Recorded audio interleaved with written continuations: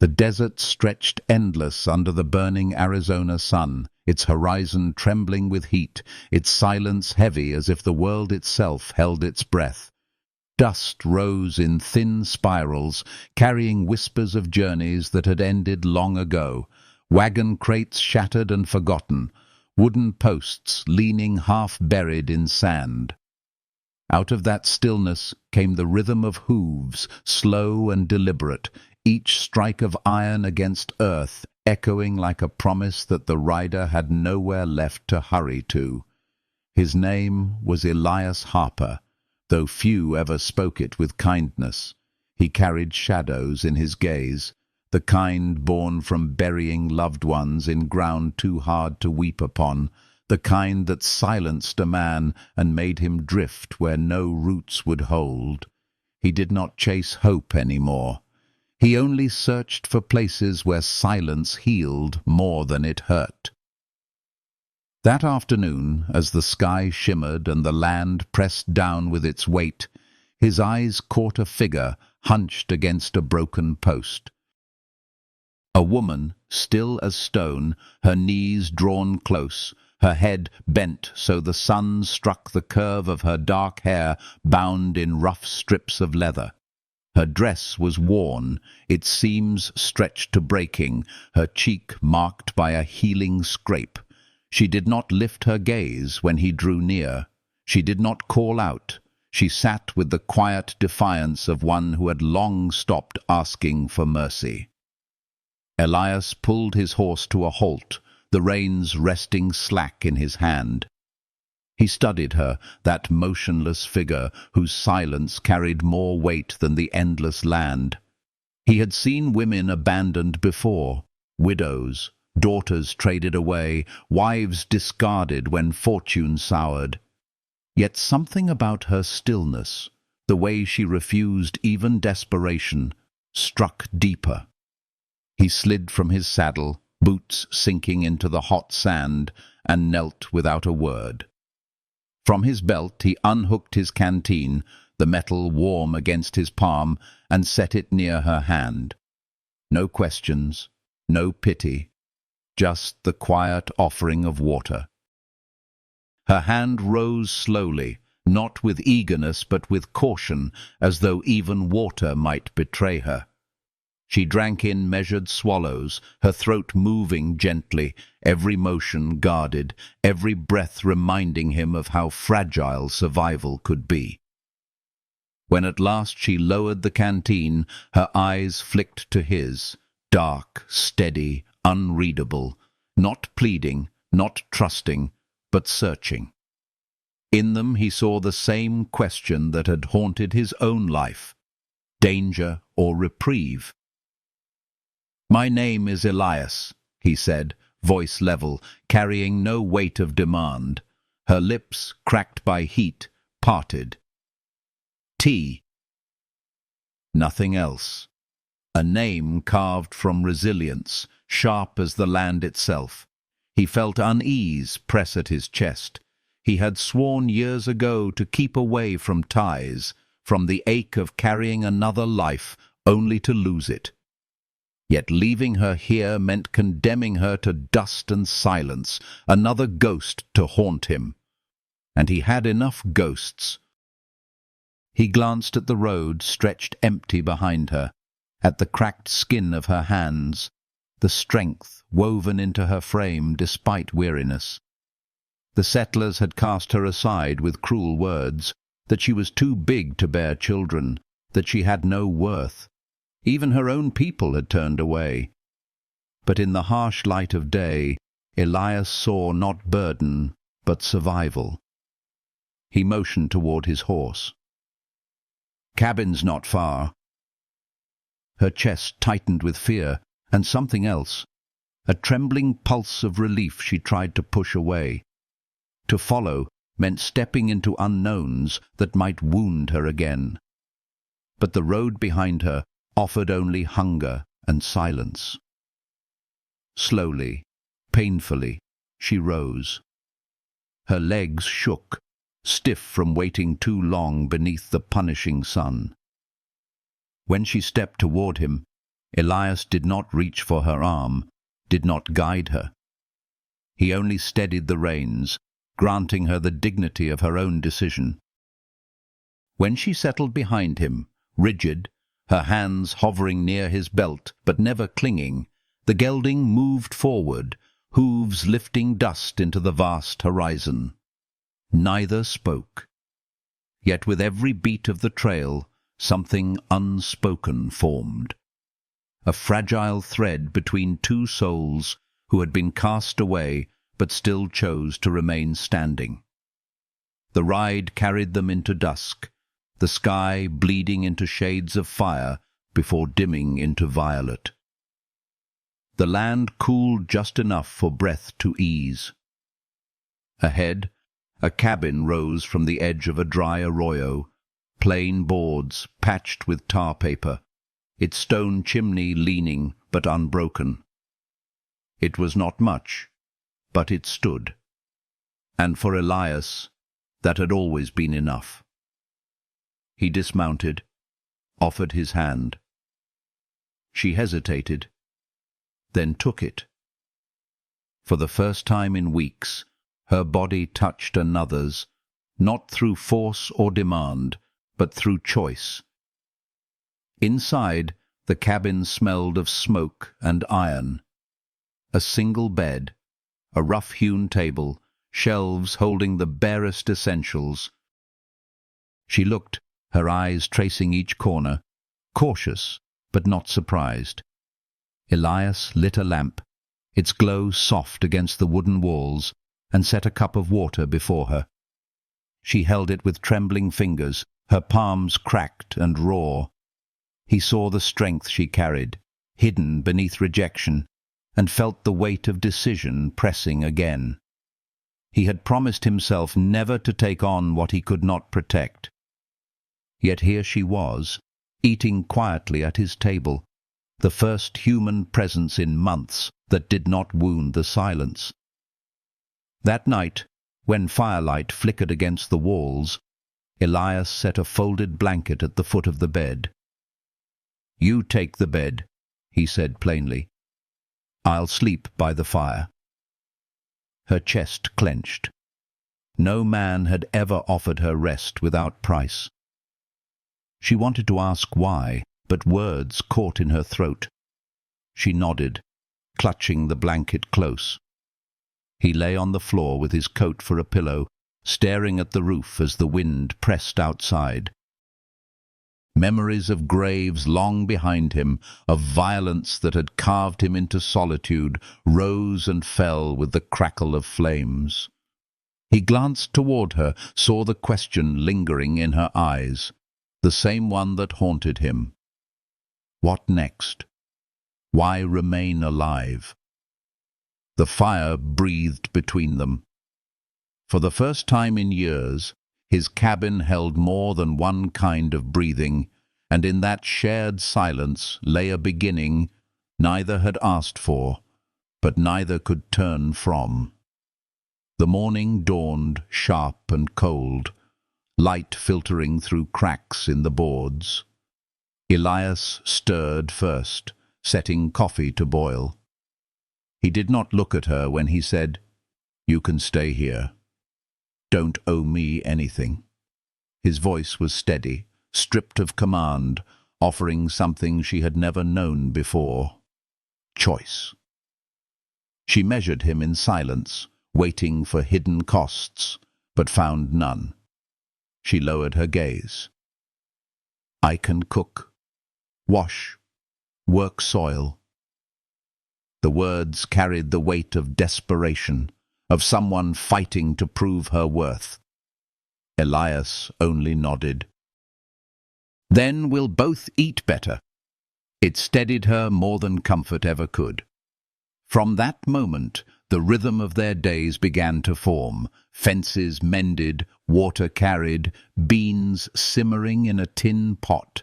They moved around each other with careful silence, but every shared task wove another strand into the fragile fabric of belonging. The cabin no longer held only his grief or her exile. It held a new breath, a soft, healing presence that whispered of a life neither dared to name yet. The land beyond still waited with judgment, storms, and whispers sharp as knives. But inside those four walls, in the flicker of lamplight and the warmth of fire, a story had begun. Two wounded souls stitched together not by promises, but by the act of staying when the world wanted them gone. And if this story stirs something gentle in your heart, if you feel the warmth of their silence and the healing in their choice to endure, I invite you to walk with them further. Leave a comment with your thoughts, and subscribe, so this fragile tale of love and survival may continue to grow, because sometimes the smallest support can be the spark that keeps a light burning in the darkest desert night. The days moved on, each sunrise carrying them toward trials neither could foresee, yet every moment closer wove them deeper into the thread of a bond too strong to be ignored. The first light of dawn broke against the thin boards of the cabin, sliding across the rough-hewn table and the single bed where tea lay still, her body tense though her eyes remained closed. She had not slept deeply, not yet able to surrender fully to rest in a stranger's shelter, even if that stranger had offered nothing but quiet. Her breathing was careful, shallow, as if she feared each sound might shatter the fragile peace she had been granted. Elias moved with the soft, unhurried rhythm of a man accustomed to mornings on the trail. He stirred the fire, set coffee to boil, broke what remained of the bread, and let the aroma fill the air. He glanced at her only once, not to measure her, but to mark that she was still there, and then turned back to his tasks. When at last she rose, pulling the blanket closer to her chest, she saw the tin cup waiting, steam rising in its plainness. The bread was split between two plates, and the silence between them held no demand. Elias did not tell her to sit, did not gesture with impatience. He only placed what little he had within her reach and left the choice to her. That small freedom, the absence of expectation, worked like a healing balm against the wounds of years past. She sat slowly, shoulders stiff, hands trembling as she touched the warm cup. The heat seeped into her palms and steadied her. "I can cook," she said at last, her voice even but laced with old scars. "I can wash, work soil, carry water." Her words were not an offer of kindness, but of survival. She had been taught that value must be proven quickly, that otherwise she would be cast aside again. Elias met her eyes briefly, saw the quiet desperation beneath them, and gave a single nod. "Then we'll both eat better." That answer was neither indulgence nor rejection, but it calmed her more than comfort ever could. Promises had betrayed her before. Plain truth was something she could trust. They ate in silence, but it was no longer the silence of strangers.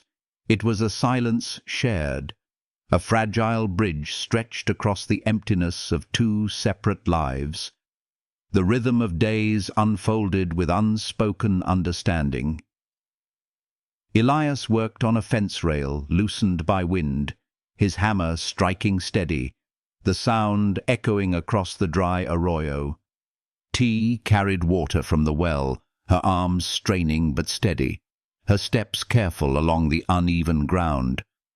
When she rinsed beans and set them into the pot, she did not glance over her shoulder, waiting for someone to snatch the work from her hands. For the first time in a long while, the labor was hers to give freely. She swept the cabin floor with a branch broom Elias had carved seasons ago, and in the rustle of bristles against the planks she found something close to peace. Each task became more than necessity. It became anchor. Every stroke of her hand across wood, every measure of grain into a pot, was a small declaration. I am here. I exist. I belong at least in this moment. Elias, watching without remark, saw it. He did not interfere, did not direct, only let her claim the space in ways that stitched her into its rhythm. Evenings brought the quiet meal of beans simmered with the last of the salt, 2 tin plates set across from each other, 2 cups filled. The scrape of chairs, the sound of chewing, the clink of spoons, all these formed a melody of life that neither of them had expected to share. Elias had always trusted silence, but now the silence held something warmer. It was no longer the echo of loss, but the pulse of presence. T felt it too. Though she kept her gaze lowered, though she did not let her voice rise often, inside she carried the faintest flicker of gratitude. For once she was not demanded of, not judged. The whispers of others that she was too big, too unfit, too useless, still echoed, but here they softened, muted by the quiet steadiness of the man across from her. She had thought herself condemned to emptiness. Now she found herself learning again how to breathe without fear. The nights drew them closer, not with words, but with simple acts. Elias laying a blanket at the foot of the bed, T folding the dishes dry while the fire crackled low. Their movements began to align, unspoken harmony settling into the space. The firelight traced the lines of his face, weary yet steadfast, and she found herself watching, just briefly, before turning away. He, too, noticed the way her eyes softened when she thought he would not see. It was on the 3rd morning, when Elias said they would ride into town for supplies, T felt her chest tighten. Memories of eyes, of whispers sharp as blades, returned. She had endured rejection before. She had been cast aside with cruel words that lingered longer than hunger. Yet something in the plain steadiness of his tone steadied her. He did not command, did not coax, only stated the need. We need flour, beans, salt, coffee. Can't trade for it out here. You'll come. See for yourself. The trail to town stretched short, but mercilessly exposed. Dust lifted with each step of the gelding, the horizon wide and unforgiving. T sat behind him, her hands hovering near his belt, her back rigid, every heartbeat an echo of dread. Elias rode with the calm of a man who had long ceased to care how the town spoke his name. He knew the weight of their stares, the rumors carved from his past, yet his shoulders carried them without falter. When they entered the main street, voices dropped, eyes turned, boots scuffed against the boards of the sidewalks. A woman in a stiff collar whispered into another's ear. A ranch hand leaned against the post with a smirk that spoke louder than words. The shopkeeper's hands slowed on his scales. All eyes found T, measuring, judging, stripping her of worth before she had spoken a single word. Her stomach knotted, but she held her chin level. She walked beside Elias into the mercantile, her pulse roaring in her ears. The air smelled of grain and lamp oil, the shelves stacked with neat rows of flour sacks and jars of coffee. Elias spoke his list in the same steady voice he had used for her, plain, unshaken. The shopkeeper hesitated, his eyes flicking to T, then back again, counting the goods slower than needed. T kept her gaze low, refusing to give them the satisfaction of fear. But when a boy no older than 10 peeked shyly from behind a barrel, his eyes curious and unclouded by judgment, something broke within her. He smiled, open, gentle, without scorn. She felt her lips curve before she could stop them, the first unguarded smile she had allowed in weeks. For that brief instant, she was not too big, not cast aside, not broken. She was simply human, seen through the eyes of innocence. The boy's mother pulled him back, startled, but not harshly. That small image clung to her as they left the store, heavier goods packed onto the gelding, Elias's hand steady as he helped her mount. The stairs still burned, but their weight was lessened. On the trail back, she felt the silence between them shift. It was no longer only the silence of survival, but of quiet recognition. He had seen her endure, and she had not broken. By the time the cabin rose again into view, the sky had begun to soften into evening, the sun dropping low, painting the land in shades of copper and rose. They unpacked in silence, stored the supplies, and sat at the table as the fire caught. Neither spoke of what had happened in town, but each carried the truth inside. For Elias, it was proof she could stand against the sharpest tongues and remain. For T, it was proof that not every eye held cruelty, that a single kind gaze could undo weeks of rejection. The night closed around the cabin, the wind whispering at the roof, and inside 2 lives no longer felt quite so separate. The world beyond still pressed hard, but here, in the quiet flicker of fire, something fragile yet powerful was taking root. Healing came not through grand gestures, but through the simple choice to stay, to share the silence, to endure together. And as dawn prepared to return again, both knew the days ahead would test them further, but neither turned away from the path already begun. The storm on the horizon would arrive sooner than either expected, and with it the bond between them would be tested in ways that would carve deeper than words. The days after their return from town unfolded in a rhythm both fragile and steady, as if the cabin itself was relearning how to breathe with 2 souls beneath its roof.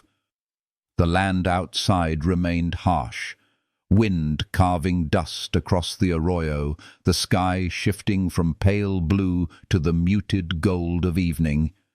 But inside, small acts began to weave their lives into one.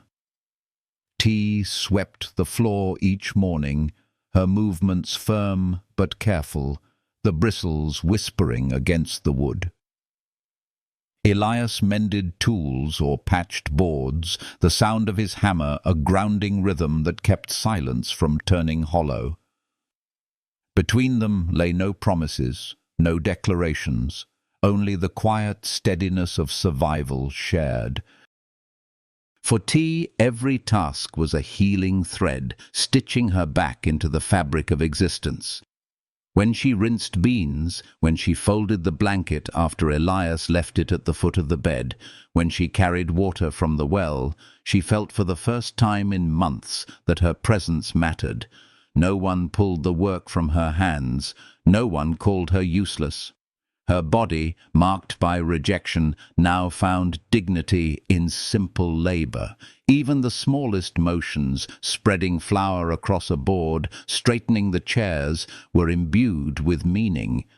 They were proof that she remained, that she was not erased. Elias noticed, though he said little. He saw how her shoulders eased when he accepted her cooking without remark, how her gaze lingered on the cabin walls as if measuring whether they might hold her weight. He remembered too well the way stares had crushed him once, the way whispers had haunted his nights. He recognized in her the same scars, invisible yet heavy. And so he chose silence, not as distance, but as protection, giving her the space to root herself where the world had tried to uproot her. Evenings became their truest hours. The desert light softened, the fire glowed warm, and in the hush between crackles they discovered a kind of companionship that words might have broken. T's eyes would lift briefly, catching the outline of his face against the lamplight, lines carved by grief, yet softened by quiet endurance. Elias, in turn, caught the way her lips parted slightly when she almost spoke, the hesitation born not of fear, but of relearning how to trust the sound of her own voice. These glimpses, fleeting but undeniable, grew into the unspoken language of two souls finding ground together.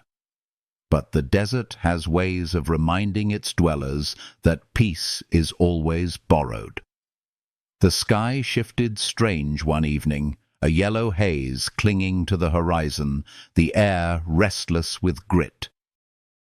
Elias's hands moved with old instinct, checking roof seams, tying the gelding tighter to the corral, reinforcing the door. T watched, her chest tightening with recognition. She had grown beneath skies like this, had seen winds rise like living things. At the table that night she asked a single word, "Storm?" Elias gave one slow nod, his calm tone steadying her more than any explanation. When it came sudden, as though the sky itself had split open. The first gust slammed the cabin door, rattling hinges, filling the air with red dust that turned day to shadow. Elias pressed his body against the wood, his shoulders straining as he braced it shut. T moved quickly, tying cupboards, setting pots beneath leaks, her hands guided by survival carved into her bones. The roar outside grew like an endless tide, boards creaking as if the cabin itself might break. From the corral the gelding screamed, a sharp, panicked sound that cut through the storm. Elias's jaw tightened. Without pause, he pulled on his coat, shielding his face, and forced the door open against the gale. T's voice cut through the roar, sharp with fear. "Don't." But he was already gone, swallowed by dust and wind. She pressed her hand to her chest, the beating frantic, but her eyes stayed fixed on the door, waiting. Outside, grit slashed against Elias's skin, the wind stealing his breath. He moved by memory, each step deliberate until he reached the corral. The horse fought its rope, wild-eyed, body slick with sweat.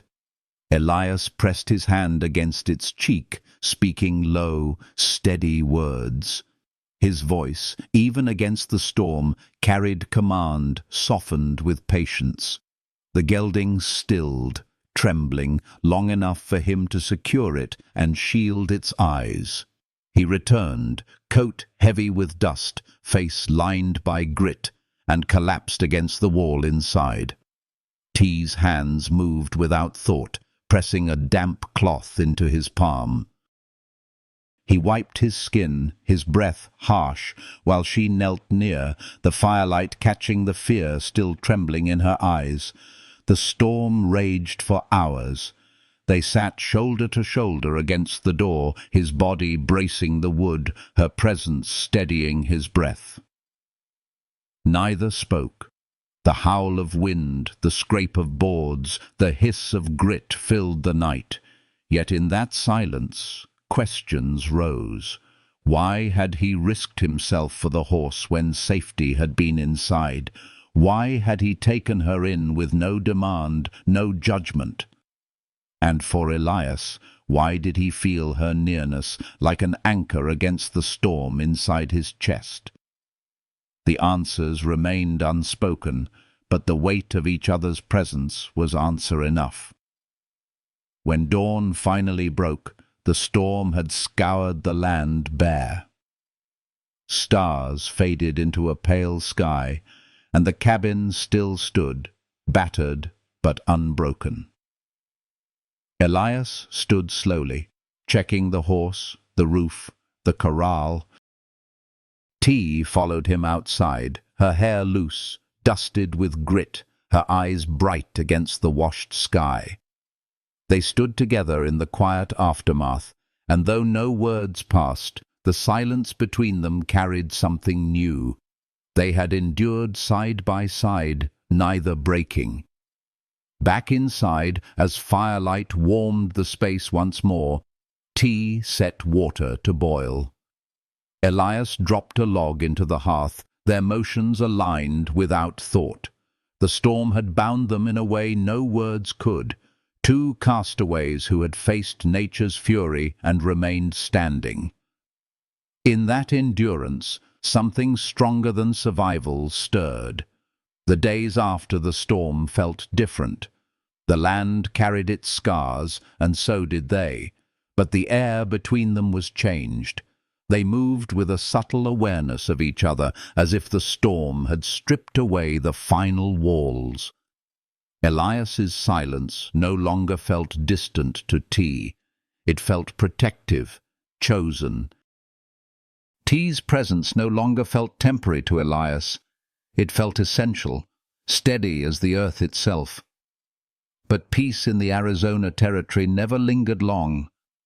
Whispers in town travelled fast, sharper than any storm. And the next time they rode in for supplies, those whispers would rise again, crueler than before, forcing them to face not the wind and dust of the land, but the venom of human judgment. A trial that would test whether the bond forged in silence and storm could withstand the sharper storm of words. The air in town always felt heavier than the desert itself, not with heat, but with the weight of eyes that cut deeper than any blade. When Elias and T returned weeks after the storm, the streets seemed quieter at their arrival, though whispers moved quicker than dust. Boots scuffed against boards, shopkeepers paused with scales in their hands, and ranch hands leaned against posts with smirks sharp enough to draw blood. T held her chin steady, though her stomach tightened as each gaze slid across her, measuring, condemning, stripping her of worth without a word spoken aloud. Inside the mercantile, the smell of flour and lamp oil pressed around her. Shelves lined with sacks and tins stood orderly, yet the air bristled with judgment. Elias's voice cut through with plain steadiness, listing supplies: 2 pounds of nails, kerosene, salt, beans, coffee. He never raised his tone, never bent to the tension, as if the venom in the room did not exist. But T felt it with every breath. The shopkeeper's hands slowed, coins clinked louder than needed, deliberate delays meant to remind them of their place. Behind her, low laughter carried. A ranch hand muttered just loud enough. "Too big to bear children, ain't worth feeding." The words struck harder than the storm's wind, reopening wounds she had fought to close. T's chest tightened, her eyes fixed on the fabric in her hand, her grip hard enough to ache. She waited, bracing for Elias to flinch, to deny, to let the insult root itself in silence. Instead, he set the goods on the counter with a flat hand, his eyes meeting the man's for one brief, cold moment. His voice remained calm. "Put it all on the scale." Nothing more. No anger to fuel the cruelty. No weakness for them to seize. The ranch hand's smirk faltered, sliding away into silence. T's breath shook in her chest, though she held her face still. Shame and rage twisted inside her. Yet alongside them came something steadier. The memory of Elias's gaze, firm, unbroken, refusing to give the world what it demanded. On the ride back, the silence stretched long. She sat rigid behind him, the horizon endless ahead, her thoughts circling. Why had he not defended her with words? Why had he not spoken against the lie? Yet deep within, she understood. His silence had not been surrender, but defiance, denying the insult its power to stir them. Still the conflict burned, a weight she could not yet release. Back at the cabin, she busied herself with water, scrubbing her hands harder than needed, as if she could wash the words away. Elias watched from across the room, then placed a tin cup of water near her elbow, just as he had on the first day. His voice was low, carrying no judgment, only plain truth. They say a lot of things. Her hands stilled. The words echoed in her chest, clashing with years of rejection. She turned slowly, her voice edged with the wear of scars. They say I am too big, that I cannot carry children, that I am nothing but wasted breath. Elias did not look away. His face was steady, his eyes fixed on hers. They don't know you. They don't know what you've carried to still be here.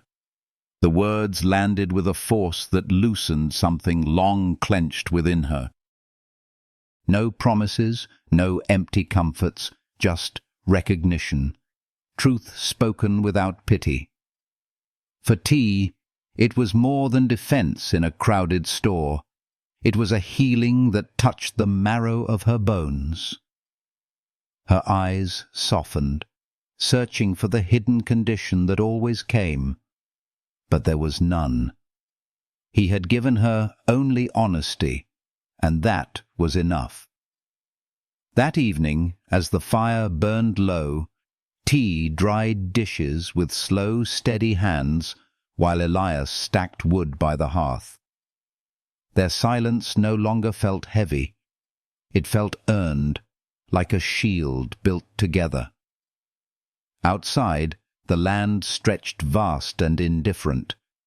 But within the cabin, warmth grew, fragile but real. They had been marked broken by others, yet neither had walked away. Days slid into one another with the steady rhythm of work. The fence held firm, the beans simmered, the gelding carried water without fear. The world still whispered, but the whispers weighed less. Each morning, T woke to the sound of Elias at the fire. Each evening she found a cup of water set near her hand, and in those simple gestures she felt the healing of being seen, of belonging, not because of what she could give, but because she had chosen to stay. Yet peace never lasted long on the frontier. Whispers turned into visits, and one afternoon the sound of hooves carried 3 riders to the fence line. Their slouched shoulders, sharp laughter, and cruel gazes carried intent as clear as the dust trailing behind them. Insults rose like smoke before they even reached the porch, words meant to wound, to strip away the fragile bond that had begun to form inside the cabin. T's body stiffened, fear pressing close. But beneath it lay something new, anger steady enough to hold her upright. This time, when cruelty came, it would not meet silence alone. It would meet 2 hearts, no longer strangers, bound by storm, by judgment, by the quiet strength of choosing not to leave. And in that defiance, a deeper love would begin to burn. The afternoon sun hung heavy, casting long shadows across the dry land when the 3 riders drew close to the cabin. Their horses moved with a slow, deliberate gait, the kind meant to show power, not haste. Dust rose beneath their hooves, swirling in the still air, as if warning of the trouble they carried. T stood near the wash line, her hands folding cloth, her body tensing the moment she saw the figures crest the ridge. Elias, at the corral mending leather straps, straightened, his gaze narrowing as the riders approached. His hand brushed near his belt, not in haste, but with the quiet awareness of a man who had faced men like this before. The first rider called out, his voice loud and mocking, cutting across the stillness. "Harper! Heard you found yourself company out here. Big one, too big to give you young. Thought maybe you were keeping her for other work." His laughter was sharp, cruel, made to pierce. The second man rolled a match on his tongue, his eyes raking across T with deliberate insolence, as if weighing how far he could push before Elias struck. The third stayed quiet, but his gaze held cold calculation, watching Elias, waiting for weakness. T's body went rigid. The old shame rose, pressing against her ribs, but beneath it another force swelled. Anger. Anger at years of whispers, at the weight of rejection, at being spoken of as if she were nothing but a burden. Yet this time, the storm inside her did not collapse her to silence. The storm had taught her endurance. Elias's presence had taught her steadiness. The cruel words no longer pressed her to the ground.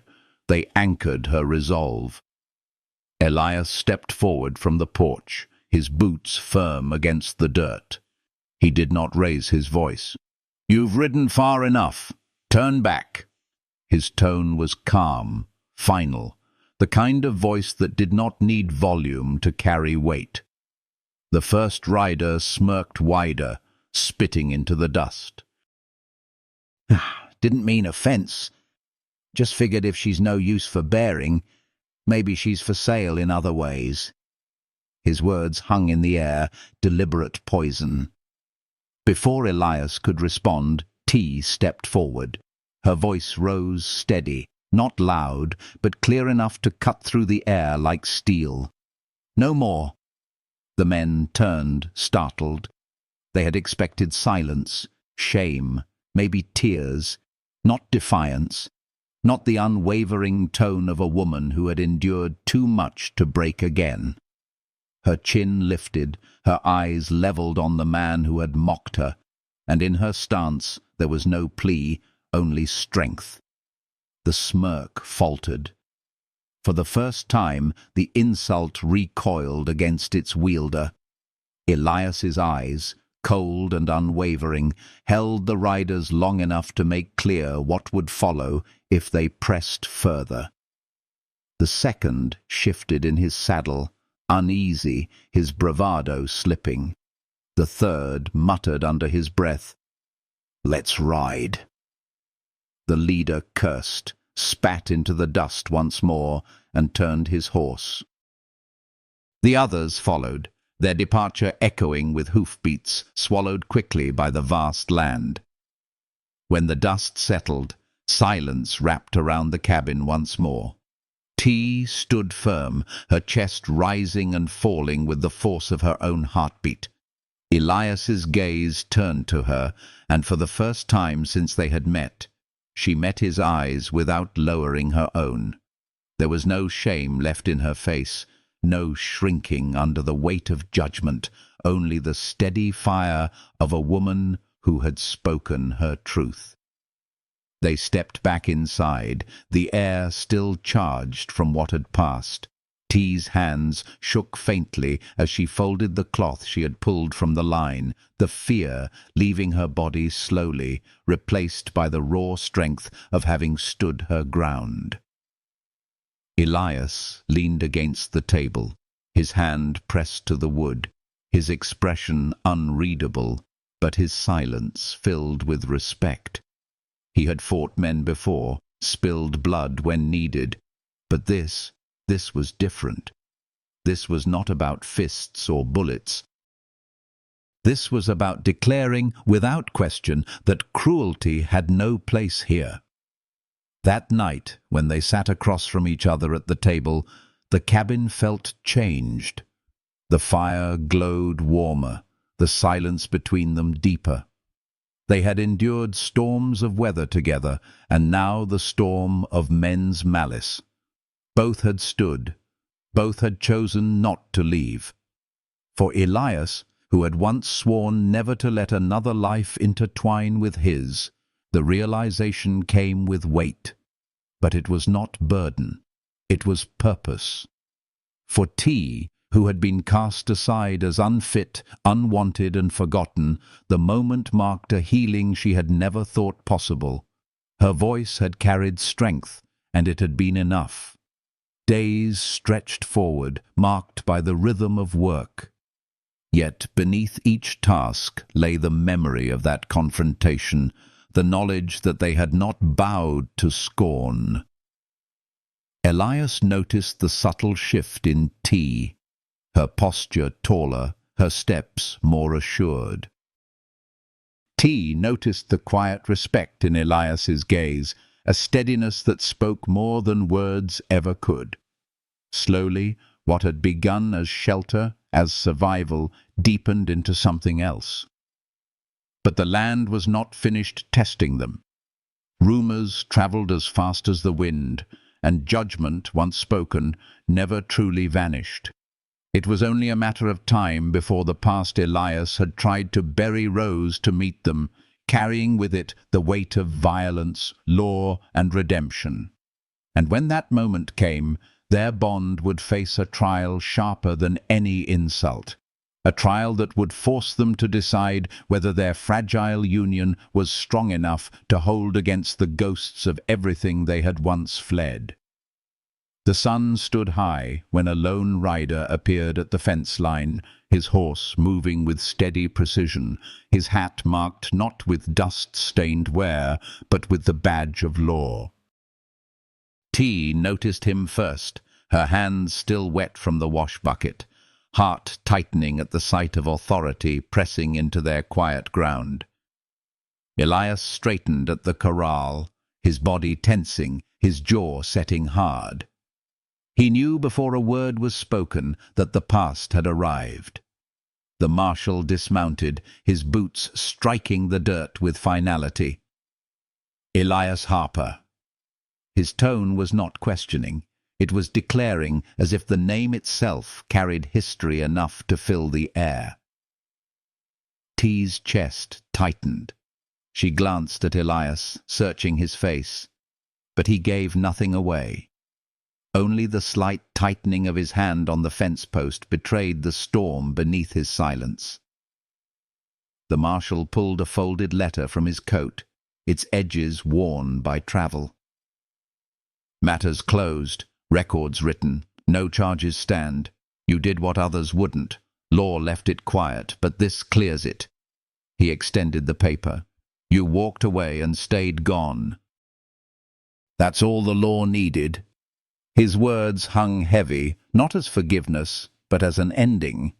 He tipped his hat, his gaze brushing T with brief curiosity, then mounted again. Dust rose behind him as he rode away, leaving silence in his wake. Elias stood unmoving, the letter trembling faintly in his grip.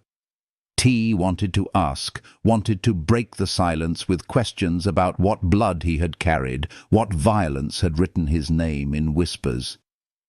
But she stopped herself. She knew what it was to be judged by rumors, to be defined by what others said instead of who she was.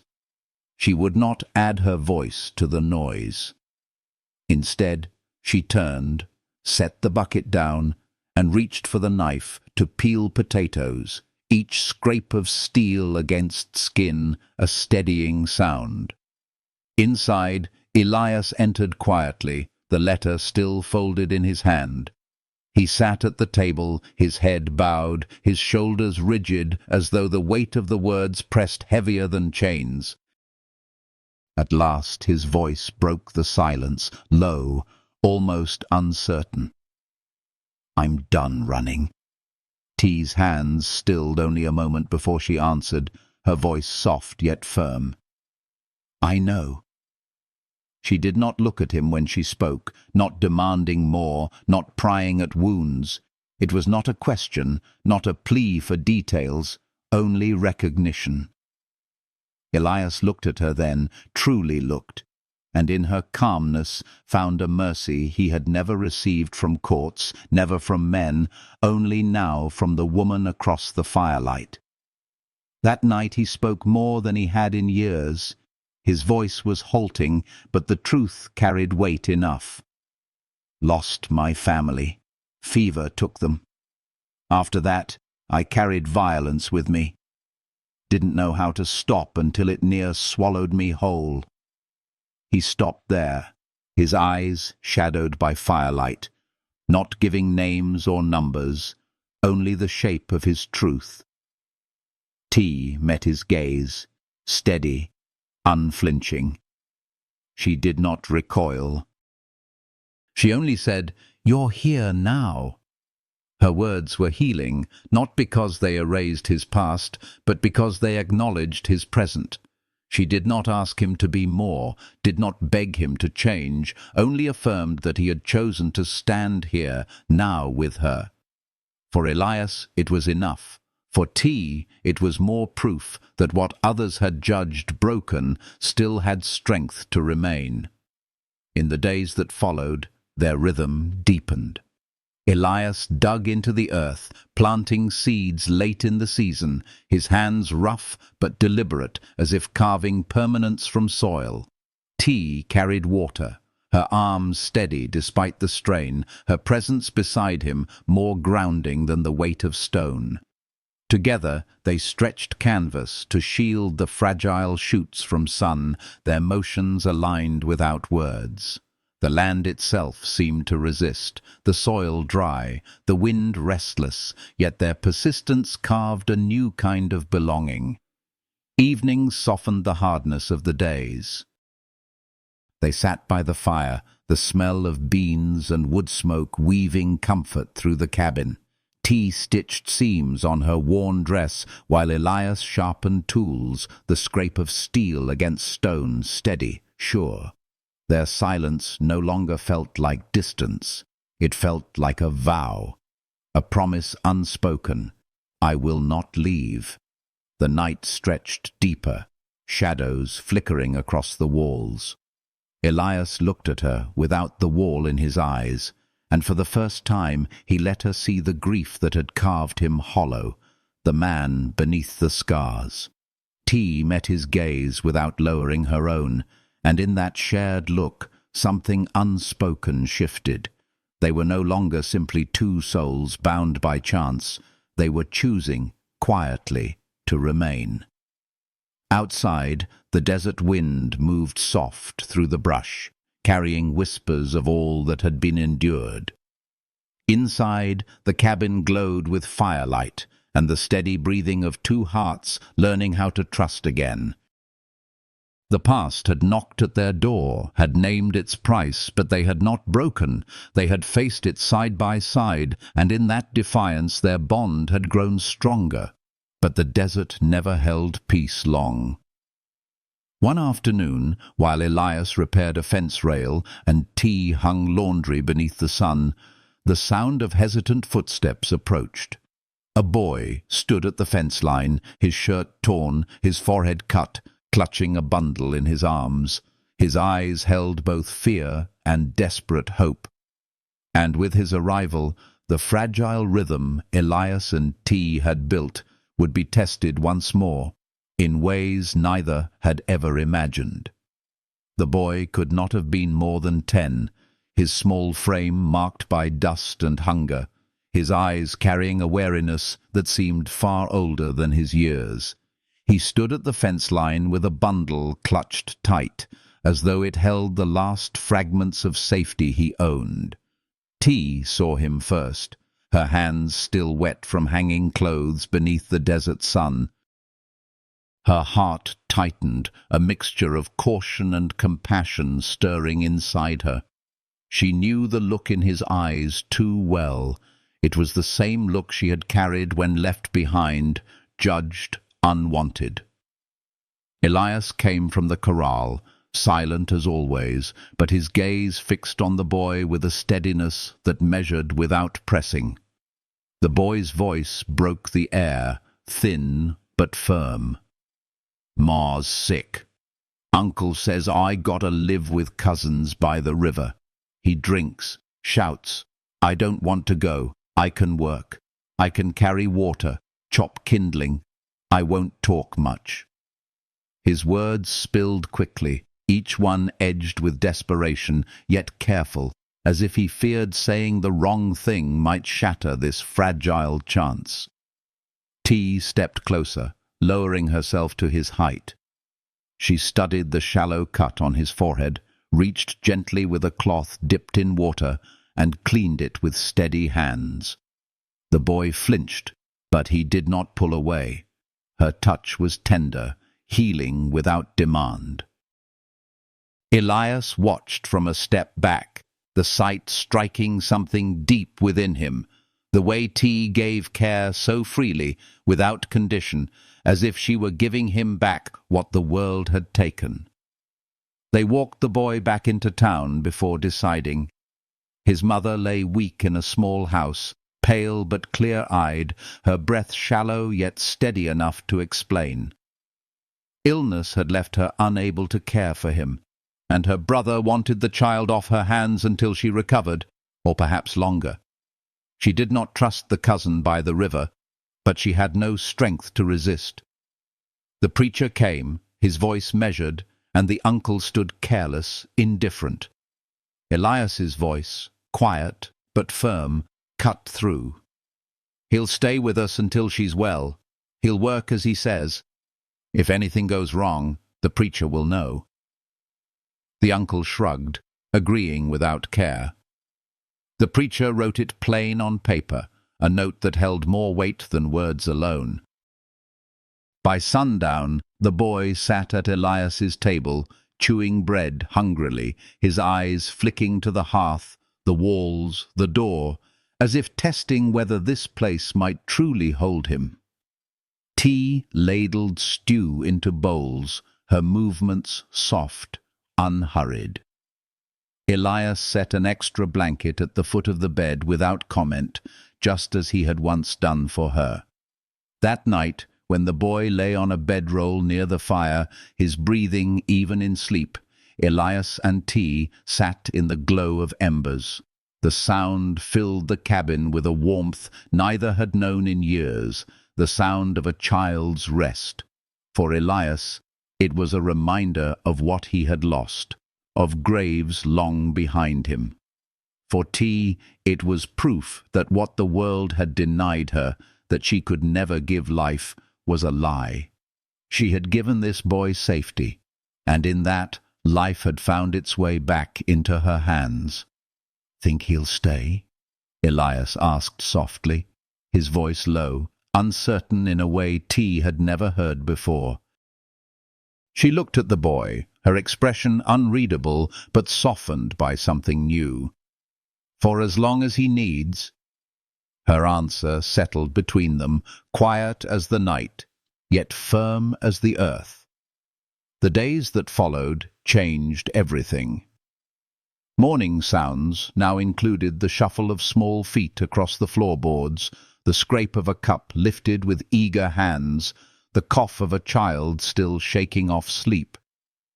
Elias built a trunk from spare pine for the boy's clothes, added hooks by the door for his coat, and shaped a second chair with the same care he had built the cabin. T taught him how to rinse beans, cut potatoes without waste, and tend the fire so it would burn steady. These were not grand gestures, but together they reshaped the air of the cabin.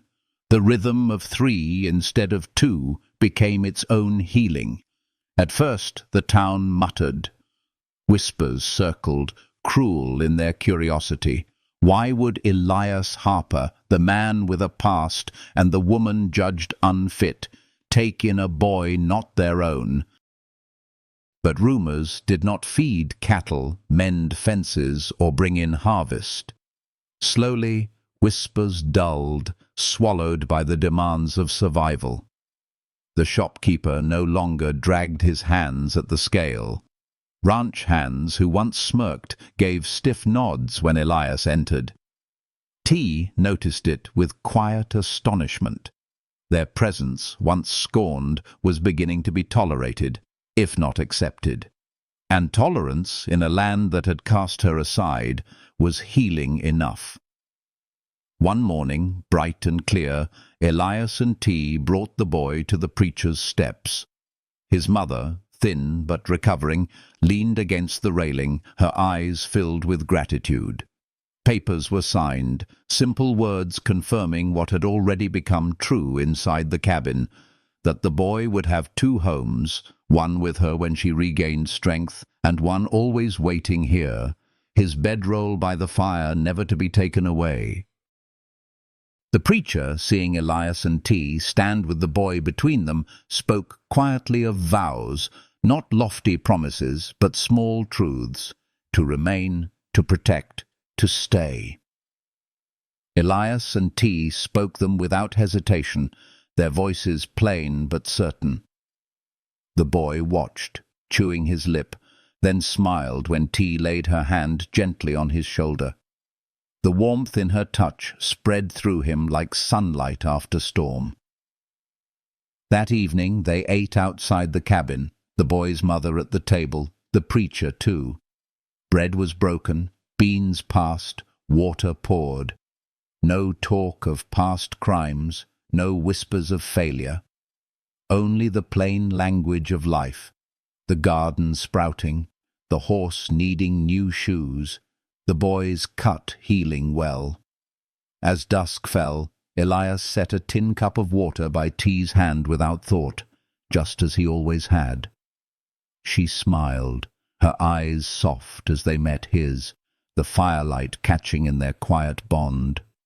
The boy leaned against the cabin door, full from supper, his eyelids heavy, but his heart content. The air felt whole, as if the weight of years had shifted. The land stretched vast and indifferent beyond them. But here, at the edge of it, 3 lives had chosen to remain, not bound by law, not by blood, but by choice. And in that choice, fragile yet unbroken, they had begun to weave something stronger than the storms, stronger than whispers, a family. Yet even as peace settled into their days, Elias knew the desert carried more trials ahead. The land did not forgive easily, nor did the past remain buried forever. But for the first time, he did not fear what might come. For the first time, he felt the strength of not standing alone. And in the warmth of T's steady gaze, in the sound of a boy breathing softly in sleep, he found healing enough to carry him forward into whatever waited just beyond the horizon. The days that followed unfolded like threads of quiet light, weaving slowly into a fabric neither Elias nor T had ever dared to dream. Morning no longer arrived to silence alone. It came with the rustle of small feet across floorboards, with the boy's eager voice asking if he might fetch water or chop wood, with T's calm laughter guiding his clumsy hands as he learned how to rinse beans without spilling half the pot. The cabin, once a vessel of solitude and sorrow, breathed with new warmth. Its walls still bore the scars of storms, its boards still creaked beneath the weight of wind, but within it grew something the desert had not managed to steal: belonging. Elias often found himself pausing in the midst of chores, watching T as she bent over the small garden, her strong hands coaxing green from dry soil. There was a steadiness in her every motion, a quiet defiance against the cruel words that had once branded her unworthy. She knelt in the dirt, hair slipping loose, the boy beside her clutching a pail of water too heavy for his arms, and Elias would feel his chest tighten with something both tender and fierce. She had been told she could not bring life. Yet here she was, teaching a child to nurture roots, her presence giving shape to a home that breathed healing into them all. T, too, noticed Elias in ways she had once refused herself. The lines of grief carved into his face softened when he lifted the boy onto the gelding, his voice low and patient as he explained how to hold the reins. The silence that once weighed like stone around him now felt more like strength, like shelter. She saw how he built not only fences and chairs, but small moments of safety, setting a cup by her side, repairing the boy's torn shirt with clumsy but earnest stitches, rising before dawn to split wood so she would never find the hearth cold. These gestures, simple as they were, mended the torn edges of her soul. The boy himself became a bridge neither of them expected. At night, when he curled into his blanket by the fire, T would watch his chest rise and fall, and Elias would glance across the glow of embers to meet her eyes. In that look lay something unspoken. We have kept him safe, and in doing so, we have saved ourselves. They needed no words, for the firelight carried them. But the town did not stay silent forever. Whispers persisted, though dulled now by indifference rather than sharpened by malice. Some wondered aloud why Elias Harper, a man with a past soaked in blood, would tie himself to a woman others had discarded and a boy not his own. Others, weary from their own burdens, began to let go of questions that had no bearing on their survival. Bread was bread, beans were beans, and work needed doing. Judgment had not vanished, but it no longer bit as cruelly. Slowly, glances softened, not into kindness perhaps, but into something tolerable. And for T, who had once braced herself against every stare, that shift was a healing all its own. One evening, as the sun fell red over the horizon, Elias and T sat on the porch with the boy between them.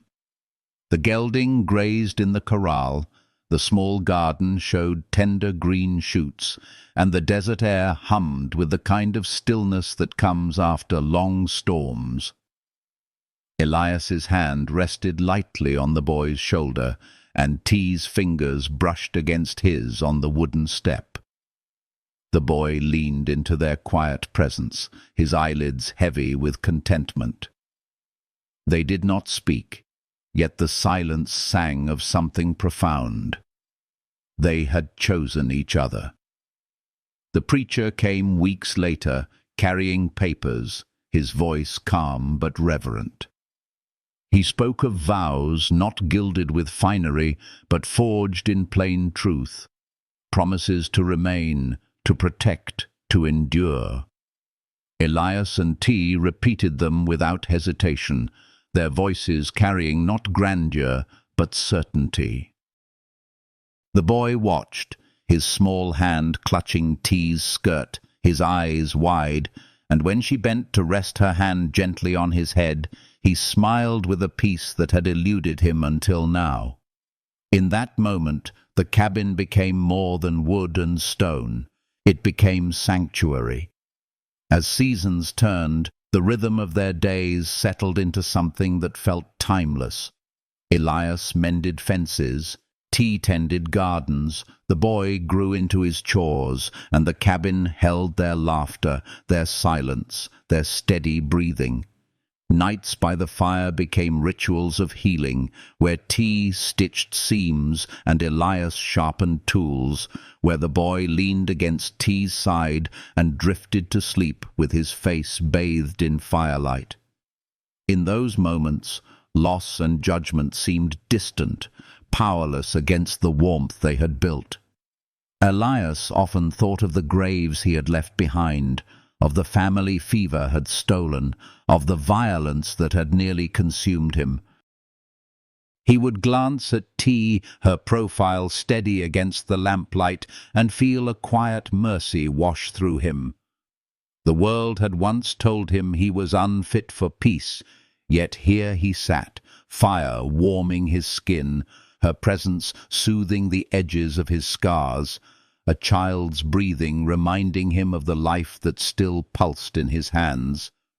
He did not deserve it, he knew, but perhaps, he thought, mercy was not earned. It was given, and in her eyes he had found it. T, too, reflected on her journey. She had been told she was too much, too unworthy, too barren to belong. Yet here she was, her hands shaping meals, her laughter guiding a child, her silence steadied by the man across from her. What she could not give by blood, she gave by presence, by tenderness, by the sheer strength of staying. And in that she had found a new truth. Love was not measured by what the body could or could not bear. Love was measured by the choice to remain, to endure together. The boy himself carried the brightest change. His cheeks grew rounder with food, his voice steadier with confidence, his eyes brighter with the knowledge that he was wanted.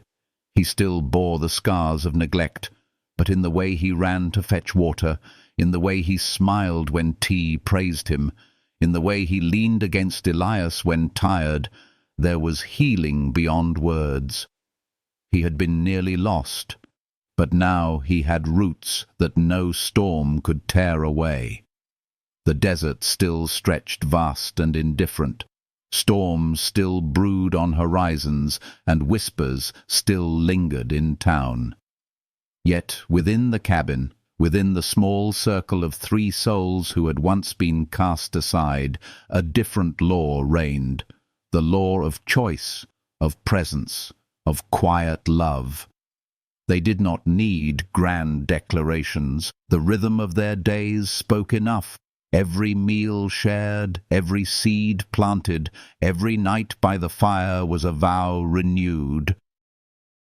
As the sun dipped low one evening, painting the sky in hues of gold and violet, Elias, T, and the boy sat together on the porch steps. The gelding shifted in the corral, the garden leaves rustled with the wind, and the air smelled of smoke and bread. Elias reached for T's hand, and she let her fingers rest in his, steady and sure. The boy leaned against them both, his eyes half closed, his heart at peace. The world beyond might still judge, might still whisper, but here, at the edge of the desert, they had made their own truth.